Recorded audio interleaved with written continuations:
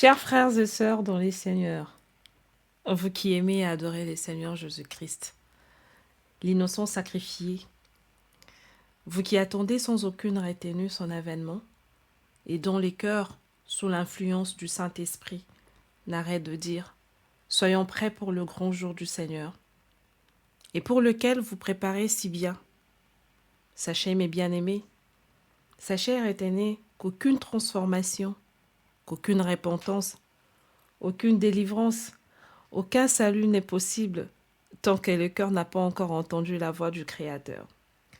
Cette évidence est même urgente à l'heure actuelle pour tout esprit averti, étant donné que tous les signes qui confirment que nous sommes au seuil de la fin sont au rouge. Dans Deutéronome chapitre 5, versets 22 à 24, nous avons là une bonne démonstration où l'Éternel a manifesté le désir de s'adresser directement à l'homme que Dieu a destiné la révélation de sa pensée. La grande question, cependant, à laquelle nous attendons tous une bonne réponse est celle de savoir quel est le canal par lequel nous devons écouter sa voix. Dans Job 33, verset 4, ne dit-il pas que l'Éternel parle tantôt d'une manière, tantôt d'une autre? Donc, il nous revient de localiser rapidement la fréquence qui doit nous permettre à écouter la voix de Dieu. Chers frères et sœurs dans le Seigneur Jésus-Christ, par sa grâce suffisante, plusieurs pistes auxquelles vous pourriez aisément écouter sa voix, et ce notamment par la lecture de la parole de Dieu, selon 1 Timothée chapitre 4 verset 13, par les prédications et enseignements bibliques, conformément à Actes chapitre 5 verset 42, et évidemment par la prière, suivant 1 Timothée chapitre 2 verset 1, et autres canaux bien sûr, selon que le Saint-Esprit le voudra au moment voulu. Attachez-vous bien-aimés dans les Seigneurs à ces programmes d'édification qui est désormais vôtre. Participez autant que vous le pouvez et apportez au besoin votre pierre pour le bonheur du corps du Christ. Soyez tous bénis au nom de notre Seigneur Jésus-Christ. Et bonne lecture à tous. Genèse chapitre 1. Au commencement, Dieu créa les cieux et la terre. La terre était informe et vide. Il y avait des ténèbres à la surface de l'abîme, et l'Esprit de Dieu s'est mové au-dessus des eaux. Dieu dit que la lumière soit, et la lumière fut. Dieu vit que la lumière était bonne, et Dieu sépara la lumière d'avec les ténèbres. Dieu appela la lumière jour, et il appela les ténèbres nuit. Ainsi, il y eut un soir et il y eut un matin. Ce fut le premier jour. Dieu dit qu'il y ait une étendue entre les eaux et qu'elle sépare les eaux d'avec les eaux. Et Dieu fit l'étendue, et il sépara les eaux qui sont au-dessous de l'étendue d'avec les eaux qui sont au-dessus de l'étendue. Et cela fut ainsi. Dieu appela l'étendue ciel. Ainsi il y eut un soir et il y eut un matin. Ce fut le second jour. Dieu dit que les eaux qui sont au-dessous du ciel se rassemblent en un seul lieu et que les secs paraissent. Et cela fut ainsi. Dieu appela le sec terre et il appela la main des eaux mer. Dieu vit que cela était bon. Puis Dieu dit que la terre produise de la verdure, de l'herbe portant de la sémence, des arbres fruitiers donnant du fruit selon leur espèce et ayant en eux leur sémence sur la terre. Et cela fut ainsi. La terre produisit de la verdure, de l'herbe portant de la sémence selon son espèce, et des arbres donnant du fruit et ayant en eux leur semence selon leur espèce. Dieu vit que cela était bon. Ainsi, il y eut un soir et il y eut un matin. Ce fut le troisième jour. Dieu dit qu'il y ait des luminaires dans l'étendue du ciel pour séparer le jour d'avec la nuit, que ce soit des signes pour marquer les époques, les jours et les années, et qu'ils servent des luminaires dans l'étendue du ciel pour éclairer la terre. Et cela fut ainsi. Dieu fit les 2 grands luminaires, le plus grand luminaire pour présider au jour et le plus petit luminaire pour présider à la nuit. Il fit aussi les étoiles. Dieu les plaça dans l'étendue du ciel pour éclairer la terre, pour présider au jour et à la nuit, et pour séparer la lumière d'avec les ténèbres. Dieu vit que cela était bon. Ainsi il y eut un soir et il y eut un matin. Ce fut le 4e jour. Dieu dit que les eaux produisent en abondance des animaux vivants et que des oiseaux volent sur la terre vers l'étendue du ciel. Dieu créa les grands poissons et tous les animaux vivants qui s'émeuvent et que les eaux produisirent en abondance selon leur espèce. Il créa aussi tout oiseau ailé selon son espèce. Dieu vit que cela était bon. Dieu les bénit en disant « Soyez féconds, multipliez, remplissez les eaux des mers et que les oiseaux multiplient sur la terre. » Il y eut un soir et il y eut un matin. Ce fut le 5e jour. Dieu dit que la terre produise des animaux vivants selon leur espèce, du bétail, des reptiles et des animaux terrestres selon leur espèce. Et cela fut ainsi.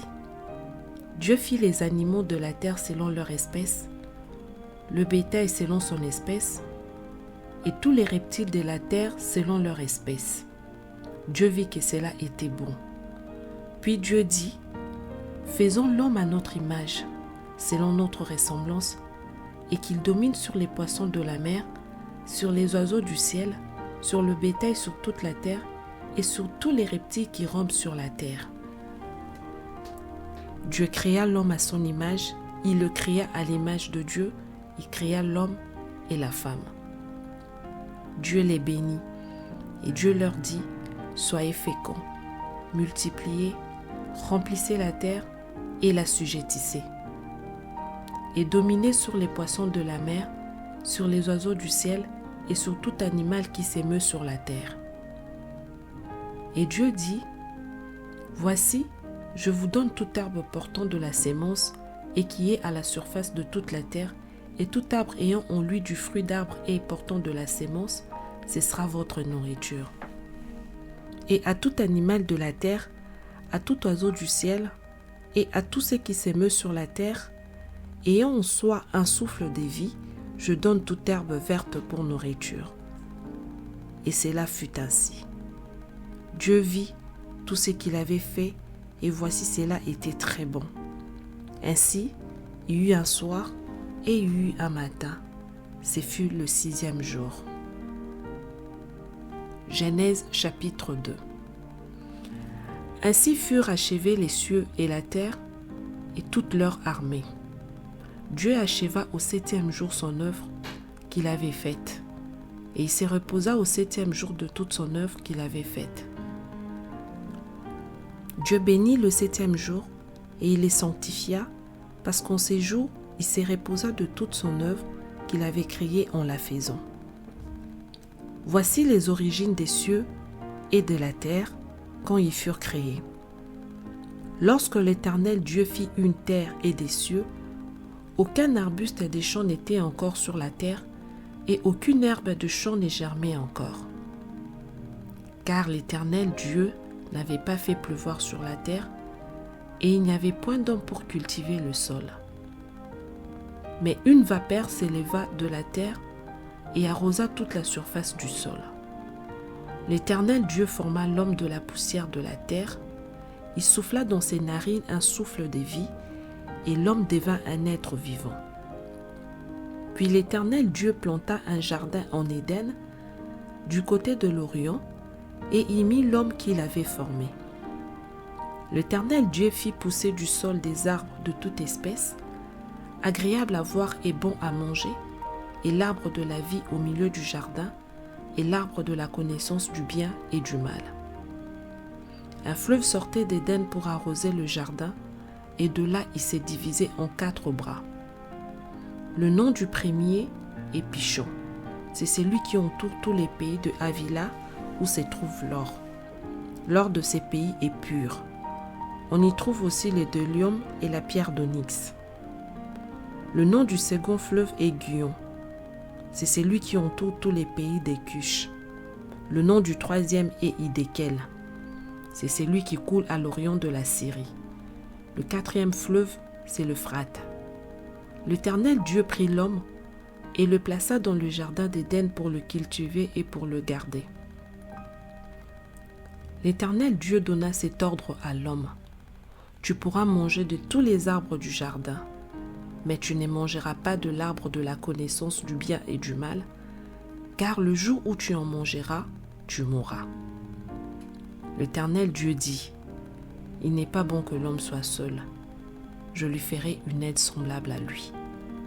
L'Éternel Dieu forma de la terre tous les animaux de champ et tous les oiseaux du ciel, et il les fit venir vers l'homme pour voir comment il les appellerait, et afin que tout être vivant portât le nom que lui donnerait l'homme. Et l'homme donna des noms à tout le bétail, aux oiseaux du ciel et à tous les animaux de champ. Mais pour l'homme, il ne trouva point d'aide semblable à lui. Alors l'Éternel Dieu fit tomber un profond sommeil sur l'homme, qui s'endormit, il prit une de ses côtes et referma la chair à sa place. L'Éternel Dieu forma une femme de la côte qu'il avait prise de l'homme, et il l'amena vers l'homme. Et l'homme dit, « Voici cette fois celle qui est os de mes os et chair de ma chair. On l'appellera femme, parce qu'elle a été prise de l'homme. C'est pourquoi l'homme quittera son père et sa mère et s'attachera à sa femme, et ils deviendront une seule chair. L'homme et sa femme étaient tous deux nus, et ils n'en avaient point honte. » Genèse chapitre 3. Le serpent était le plus rusé de tous les animaux de champ que l'Éternel Dieu avait fait. Il dit à la femme, « Dieu a-t-il réellement dit, vous ne mangerez pas de tous les arbres du jardin ?» La femme répondit au serpent, « Nous mangeons du fruit des arbres du jardin. Mais quant au fruit de l'arbre qui est au milieu du jardin, Dieu a dit, vous n'en mangerez point et vous n'y toucherez point, de peur que vous ne mouriez. » Alors le serpent dit à la femme, « Vous ne mourrez point, mais Dieu sait que le jour où vous en mangerez, vos yeux s'ouvriront et que vous serez comme des dieux, connaissant le bien et le mal. » La femme vit que l'arbre était bon à manger et agréable à la vue, et qu'il était précieux pour ouvrir l'intelligence. Elle prit de son fruit et en mangea. Elle en donna aussi à son mari qui était auprès d'elle, et il en mangea. Les yeux de l'un et de l'autre s'ouvrirent. Ils connurent qu'ils étaient nus, et ayant cousu des feuilles de figuier, ils s'en firent des ceintures. Alors ils entendirent la voix de l'Éternel qui parcourait le jardin vers le soir, et l'homme et sa femme se cachèrent loin de la face de l'Éternel Dieu, au milieu des arbres du jardin. Mais l'Éternel Dieu appela l'homme et lui dit, « Où es-tu » Il répondit, « J'ai entendu ta voix dans le jardin, et j'ai eu peur parce que je suis nu, et je me suis caché. » Et l'Éternel Dieu dit, « Qui t'a appris que tu es nu? Est-ce que tu as mangé de l'arbre dont je t'avais défendu de manger ?» L'homme répondit, « La femme que tu as mise auprès de moi m'a donné de l'arbre, et j'en ai mangé. » Et l'Éternel Dieu dit à la femme, « Pourquoi as-tu fait cela ?» La femme répondit, « Le serpent m'a séduite, et j'en ai mangé. » L'Éternel Dieu dit au serpent, « Puisque tu as fait cela, tu seras maudit entre tous les bétails et entre tous les animaux de champ. Tu marcheras sur ton ventre et tu mangeras de la poussière tous les jours de ta vie. Je mettrai inimitié entre toi et la femme, entre ta postérité et sa postérité. Celle-ci t'écrasera la tête et tu lui blesseras le talon. » Il dit à la femme, « J'augmenterai la souffrance de tes grossesses, tu enfanteras avec douleur, et tes désirs se porteront vers ton mari, mais il dominera sur toi. » Il dit à l'homme, « Puisque tu as écouté la voix de ta femme, et que tu as mangé de l'arbre au sujet duquel je t'avais donné cet ordre, tu n'en mangeras point, le sol sera maudit à cause de toi. C'est à force de peine que tu en tireras ta nourriture tous les jours de ta vie. Il te produira des épines et de ronces, et tu mangeras de l'herbe des champs. C'est à la sueur de ton visage que tu mangeras du pain, jusqu'à ce que tu retournes dans la terre d'où tu as été pris. Car tu es poussière, et tu retourneras dans la poussière. Adam donna à sa femme le nom d'Ève, car elle a été la mère de tous les vivants. L'Éternel Dieu fit à Adam et à sa femme des habits de peau, et ils les ont revêtis. L'Éternel Dieu dit, « Voici l'homme est devenu comme l'un de nous, pour la connaissance du bien et du mal. Empêchons-le maintenant d'avancer sa main, de prendre de l'arbre de vie, d'en manger et de vivre éternellement. » Et l'Éternel Dieu le chassa du jardin d'Éden pour qu'il cultivât la terre d'où il avait été pris. C'est ainsi qu'il chassa Adam, et y mit à l'orient du jardin d'Éden les chérubins qui agitent une épée flamboyante pour garder les chemins de l'arbre de vie. Genèse chapitre 4. Adam connut Ève, sa femme. Elle conçut et enfanta Caïn, et elle dit, « J'ai formé un homme avec l'aide de l'Éternel. » Elle enfanta encore son frère Abel. Abel fut berger, et Caïn fut laboureur. Au bout de quelque temps, Caïn fit à l'Éternel une offrande de fruits de la terre, et Abel de son côté en fit une des premiers-nés de son troupeau et de leur graisse. L'Éternel porta un regard favorable sur Abel et sur son offrande, mais il ne porta pas un regard favorable sur Caïn et sur son offrande. Caïn fut très irrité et son visage fut abattu. Et l'Éternel dit à Caïn, « Pourquoi es-tu irrité et pourquoi ton visage est-il abattu? Certainement, si tu agis bien, tu relèveras ton visage, et si tu agis mal, le péché se couche à la porte et ses désirs se portent vers toi. Mais toi, domine sur lui. » Cependant, Caïn adressa la parole à son frère Abel. Mais comme ils étaient dans les champs, Caïn se jeta sur son frère Abel et le tua. L'Éternel dit à Caïn, « Où est ton frère Abel ?» Il répondit, « Je ne sais pas.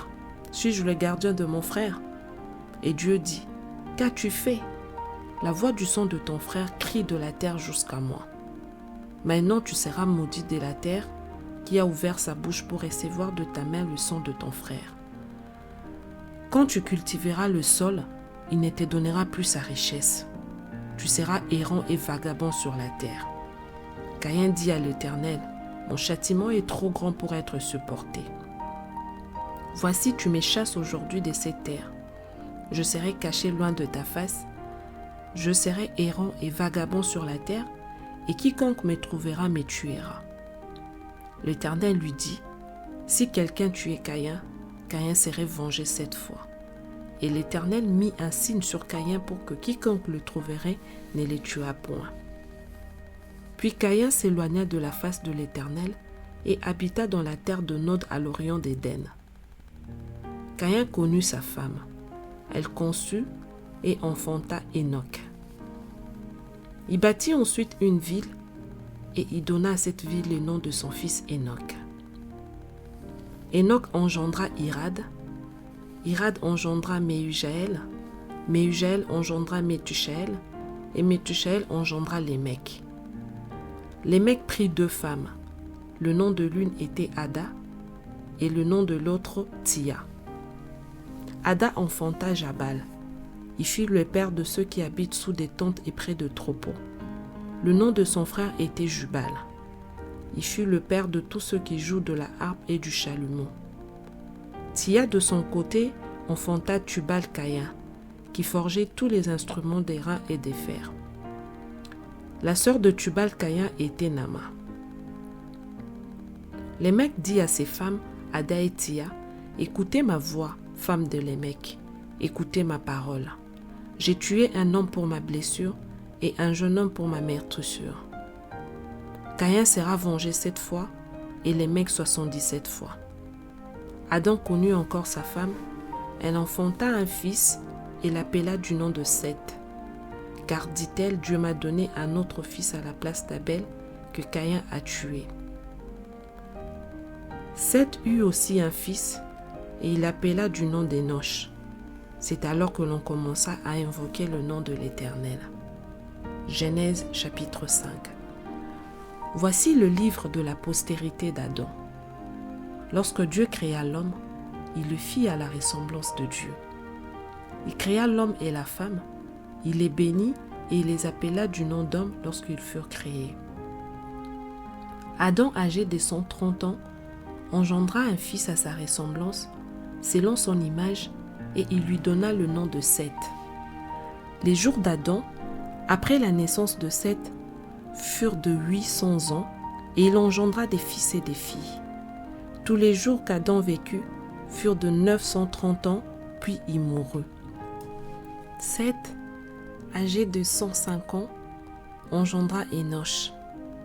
Seth vécut, après la naissance d'Enoch, 870 ans, et il engendra des fils et des filles. Tous les jours de Seth furent de 912 ans, puis il mourut. Enoch, âgé de 90 ans, engendra Kénan. Enoch vécut, après la naissance de Kénan, 815 ans, et il engendra des fils et des filles. Tous les jours d'Enoch furent de 905 ans, puis il mourut. Kénan, âgé de 70 ans, engendra Mahalalil. Kénan vécut, après la naissance de Mahalalil, 840 ans, et il engendra des fils et des filles. Tous les jours de Kénan furent de 910 ans, puis il mourut. Mahalalil, âgé de 65 ans, engendra Jéred.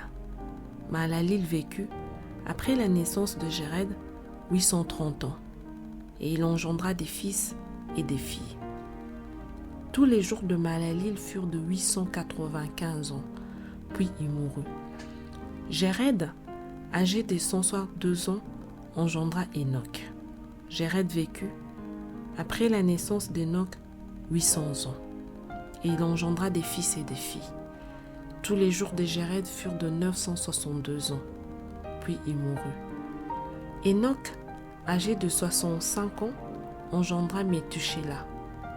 Enoch, après la naissance de Méthusélah, marcha avec Dieu 300 ans, et il engendra des fils et des filles. Tous les jours d'Enoch furent de 365 ans. Enoch marcha avec Dieu, puis il ne fut plus parce que Dieu le prit. Méthusélah, âgé de 187 ans, engendra Lémec. Méthusélah vécut après la naissance de Lémec 782 ans et il engendra des fils et des filles. Tous les jours de Méthusélah furent de 969 ans, puis il mourut. Lémec, âgé de 182 ans, engendra un fils. Il lui donna le nom de Noé, en disant « Celui-ci nous consolera de nos fatigues et du travail pénible de nos mains, provenant de cette terre que l'Éternel a maudite. » Lémec vécut, après la naissance de Noé, 595 ans, et il engendra des fils et des filles. Tous les jours de Lémec furent de 777 ans, puis il mourut. Noé, âgé de 500 ans, engendra Sem, Cham et Japheth. Genèse chapitre 6. Lorsque les hommes eurent commencé à se multiplier sur la surface de la terre et que des filles leur furent nées, les fils de Dieu virent que les filles des hommes étaient belles et ils ont pris pour femmes parmi toutes celles qu'ils choisirent. Alors l'Éternel dit : Mon esprit ne restera pas toujours dans l'homme, car l'homme n'est que chair et ses jours seront de 120 ans. Les géants étaient sur la terre en ces temps-là, après que les fils de Dieu furent venus vers les filles des hommes et qu'elle leur eut donné des enfants. Ce sont ces héros qui furent fameux dans l'Antiquité. L'Éternel vit que la méchanceté des hommes était grande sur la terre et que toutes les pensées de leur cœur se portaient chaque jour uniquement vers le mal. L'Éternel s'est repenti d'avoir fait l'homme sur la terre et il fut affligé en son cœur. Et l'Éternel dit : J'exterminerai de la face de la terre l'homme que j'ai créé, depuis l'homme jusqu'au bétail, aux reptiles et aux oiseaux du ciel, car je me répands de les avoir faits. Mais Noé trouva grâce aux yeux de l'Éternel. Voici la postérité de Noé. Noé était un homme juste et intègre dans son temps. Noé marchait avec Dieu. Noé engendra 3 fils, Sem, Cham et Japheth. La terre était corrompue devant Dieu. La terre était pleine de violence. Dieu regarda la terre et voici elle était corrompue, car toute chair avait corrompu sa voie sur la terre. Alors Dieu dit à Noé, « La fin de toute chair est arrêtée par devers moi, car ils ont rempli la terre de violence. Voici je vais les détruire avec la terre. Fais-toi une arche de bois, de gopher. Tu disposeras cette arche en cellules et tu l'enduiras de poids en dedans et en dehors. Voici comment tu la feras. L'arche aura 300 coudées de longueur, 50 coudées de largeur et 30 coudées de hauteur. Tu feras à l'arche une fenêtre que tu réduiras à une coudée en haut. Tu établiras une porte sur le côté de l'arche et tu construiras un étage inférieur, un second et un troisième. Et moi, je vais faire venir le déluge d'eau sur la terre pour détruire toute chair, et on souffle de vie sous le ciel, tout ce qui est sur la terre périra. Mais j'établis mon alliance avec toi. Tu entreras dans l'arche, toi et tes fils, ta femme et les femmes de tes fils avec toi. De tout ce qui vit, de toute chair, tu feras entrer dans l'arche 2 de chaque espèce pour les conserver en vie avec toi. Il y aura un mâle et une femelle. Des oiseaux selon leur espèce, du bétail selon son espèce, et de tous les reptiles de la terre selon leur espèce. 2 de chaque espèce viendront vers toi pour que tu leur conserves la vie. Et toi, prends de tous les aliments que l'on mange et faisons une provision auprès de toi, afin qu'ils te servent de nourriture ainsi qu'à eux.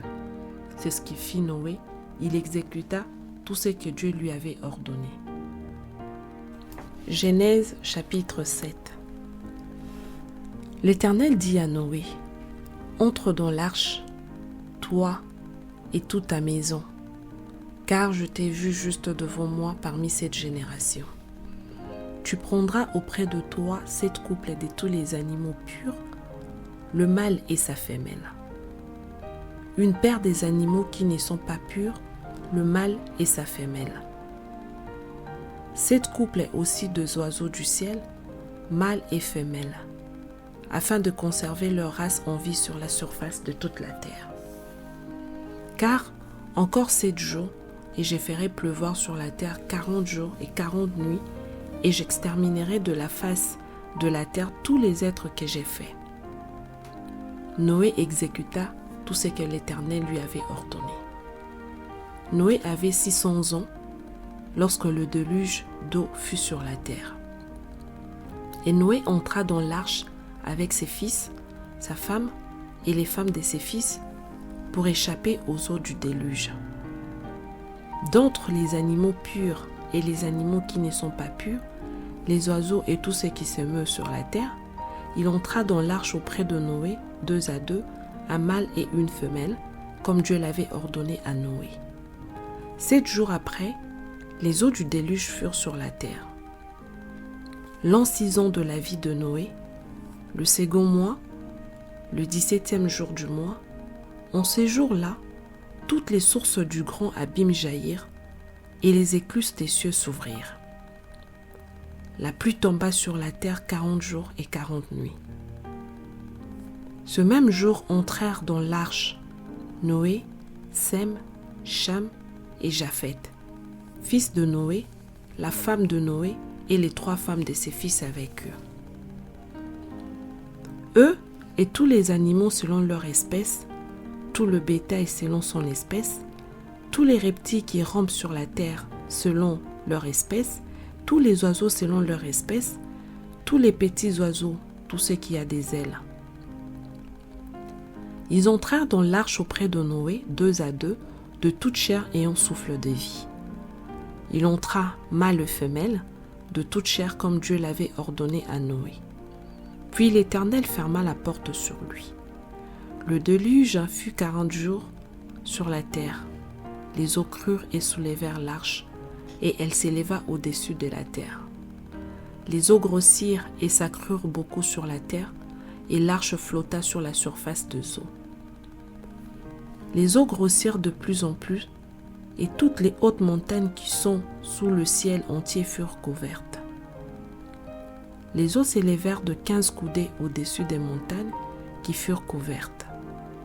Tout ce qui se mouvait sur la terre périt, tant les oiseaux que le bétail, et les animaux, tout ce qui rampait sur la terre, et tous les hommes. Tout ce qui avait respiration, souffle de vie dans ses narines, et qui était sur la terre sèche mourut.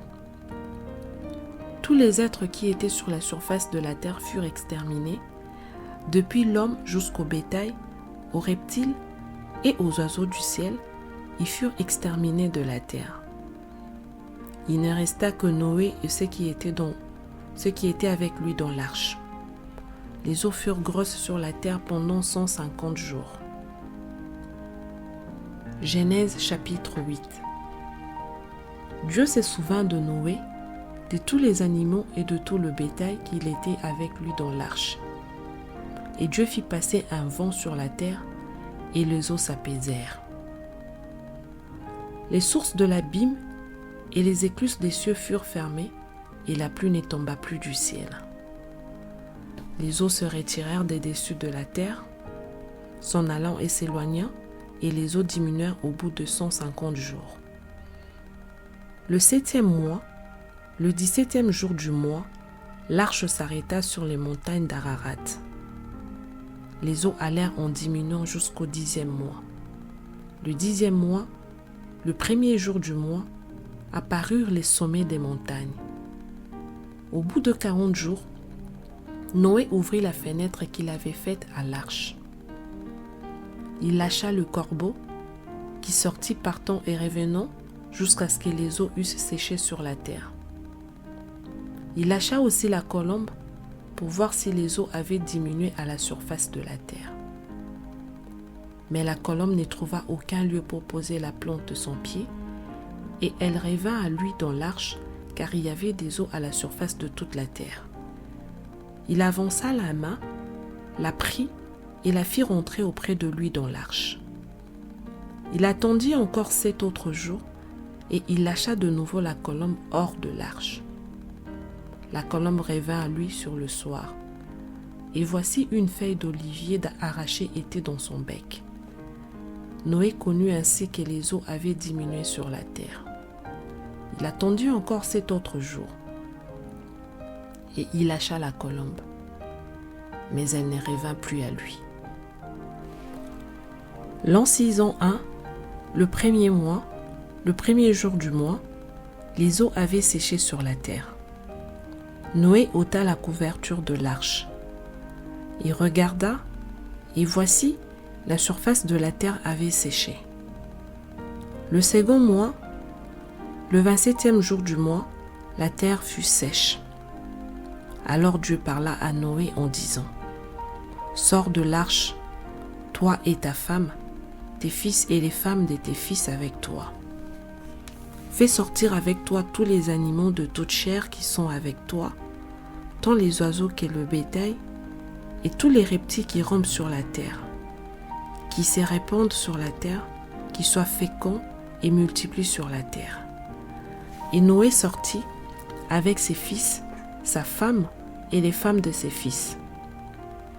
Tous les animaux, tous les reptiles, tous les oiseaux, tous ceux qui se meuvent sur la terre selon leur espèce sortirent de l'arche. Noé bâtit un autel à l'Éternel. Il prit de toutes les bêtes pures et de tous les oiseaux purs, et il offrit des holocaustes sur l'autel. L'Éternel sentit une odeur agréable, et l'Éternel dit en son cœur : « Je ne maudirai plus la terre à cause de l'homme, parce que les pensées du cœur de l'homme sont mauvaises dès sa jeunesse. Et je ne frapperai plus tout ce qui est vivant, comme je l'ai fait. Tant que la terre subsistera, les semailles et la moisson, le froid et la chaleur, l'été et l'hiver, le jour et la nuit, ne cesseront point. Genèse chapitre 9. Dieu bénit Noé et ses fils et leur dit : soyez féconds, multipliez et remplissez la terre. Vous serez un sujet de crainte et d'effroi pour tout animal de la terre, pour tout oiseau du ciel, pour tout ce qui se meut sur la terre et pour tous les poissons de la mer. Ils sont livrés entre vos mains. Tout ce qui se meut et qui a vie vous servira de nourriture. Je vous donne tout cela comme l'herbe verte. Seulement, vous ne mangerez point de chair avec son âme, avec son sang. Sachez-le aussi, je redémanderai le sang de vos âmes, je le redémanderai à tout animal. Et je redémanderai l'âme de l'homme à l'homme qui est son frère. Si quelqu'un verse le sang de l'homme, par l'homme son sang sera versé, car Dieu a fait l'homme à son image. Et vous, soyez féconds et multipliez, répandez-vous sur la terre et multipliez sur elle. Dieu parla encore à Noé et à ses fils avec lui en disant : voici, j'établis mon alliance avec vous et avec votre postérité après vous, avec tous les êtres vivants qui sont avec vous, tant les oiseaux que le bétail et tous les animaux de la terre, soit avec tous ceux qui sont sortis de l'arche, soit avec tous les animaux de la terre. J'établis mon alliance avec vous. Aucune chair ne sera plus exterminée par les eaux du déluge. Il n'y aura plus de déluge pour détruire la terre. Et Dieu dit : c'est ici le signe de l'alliance que j'établis entre moi et vous, et tous les êtres vivants qui sont avec vous pour les générations à toujours. J'ai placé mon arc dans la nue, et il servira de signe d'alliance entre moi et la terre. Quand j'aurai rassemblé des nuages au-dessus de la terre, l'arc paraîtra dans la nue. Et je me souviendrai de mon alliance entre moi et vous, et tous les êtres vivants de toute chair, et les eaux ne deviendront plus un déluge pour détruire toute chair. L'arc sera dans la nue, et je le regarderai pour me souvenir de l'alliance perpétuelle entre Dieu et tous les êtres vivants de toute chair qui est sur la terre. Et Dieu dit à Noé : tel est le signe de l'alliance que j'établis entre moi et toute chair qui est sur la terre. Les fils de Noé qui sortirent de l'arche étaient Sem, Cham et Japheth. Cham fut le père de Canaan. Ce sont là les 3 fils de Noé, et c'est leur postérité qui peupla toute la terre. Noé commença à cultiver la terre et planta de la vigne. Il but du vin, s'enivra et se découvrit au milieu de sa tente. Cham, père de Canaan, vit la nudité de son père et il le rapporta dehors à ses 2 frères. Alors Sem et Japheth prirent le manteau, le mirent sur leurs épaules, marchèrent à reculons et couvrirent la nudité de leur père. Comme leur visage était détourné, ils ne virent point la nudité de leur père. Lorsque Noé se réveilla de son vin, il apprit ce que lui avait fait son fils cadet. Et il dit : maudit soit Canaan, qui soit l'esclave des esclaves de ses frères. Il dit encore : béni soit l'Éternel, Dieu des Sem, et que Canaan soit leur esclave. Que Dieu étende les possessions de Japheth, qu'il habite dans les tentes de Sem, et que Canaan soit leur esclave. Noé vécut, après les déluges, 350 ans. Tous les jours de Noé furent de 950 ans, puis il mourut. Genèse chapitre 10. Voici la postérité des fils de Noé, Sem, Cham et Japheth. Il leur naquit des fils après le déluge. Les fils de Japheth furent Gomer, Magog, Madai, Javan, Tubal, Méchec et Tiras. Les fils de Gomer, Ashkenaz, Riphat et Togarma. Les fils de Javan, Elisha, Tarsis, Kittim et Dodanim. C'est par eux qu'ont été peuplées les îles des nations, selon leurs terres, selon la langue de chacun, selon leur famille, selon leur nation. Les fils des Cham furent Cush, Mitzraïm, Poutz et Canaan. Les fils de Cush, Saba, Avila, Sabta, Raïma et Sabteka. Les fils de Raïma, Séba et Déda. Cush engendra aussi Nimrod. C'est lui qui commença à être puissant sur la terre. Il fut un vaillant chasseur devant l'Éternel. C'est pourquoi l'on dit, comme Nimrod, vaillant chasseur devant l'Éternel.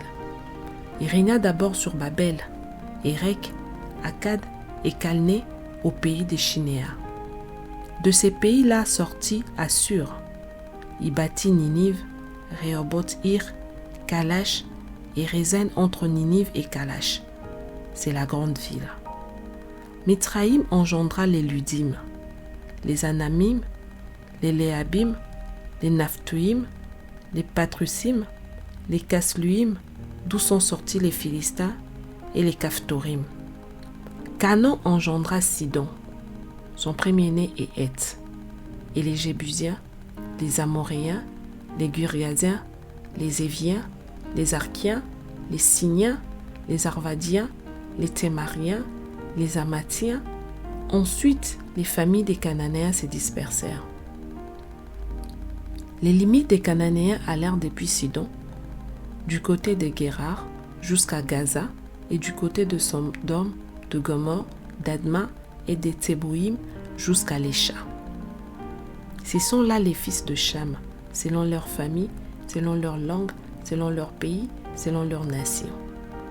Il naquit aussi des fils à Sem, père de tous les fils d'Héber et frère de Japheth l'aîné. Les fils de Sem furent Élam, Assur, Arpachad, Lud et Aram. Les fils d'Aram, Ut, Hul, Guéter et Mash. Arpachad engendra Shélash, et Shélash engendra Héber. Il naquit à Héber 2 fils. Le nom de l'un était Péleg, parce que de son temps la terre fut partagée, et le nom de son frère était Joktan. Joktan engendra Almodad, Shélef, Atsarmavet, Jérash, Adoram, Uzal, Dikla, Obal, Abimaël, Séba, Ophir, Avila et Jobab. Tous ceux-là furent fils de Joktan. Ils habitèrent depuis Mécha du côté de Séphar jusqu'à la montagne de l'Orient. Ce sont là les fils de Sem, selon leur famille, selon leur langue, selon leur pays, selon leur nation. Telles sont les familles des fils de Noé, selon leur génération, selon leur nation. Et c'est d'eux que sont sorties les nations qui se sont répandues sur la terre après le déluge. Merci à tous d'avoir partagé ce moment avec nous. N'oubliez pas de vous abonner et de cliquer sur la cloche de notification pour des nouvelles lectures. Que l'Éternel vous bénisse.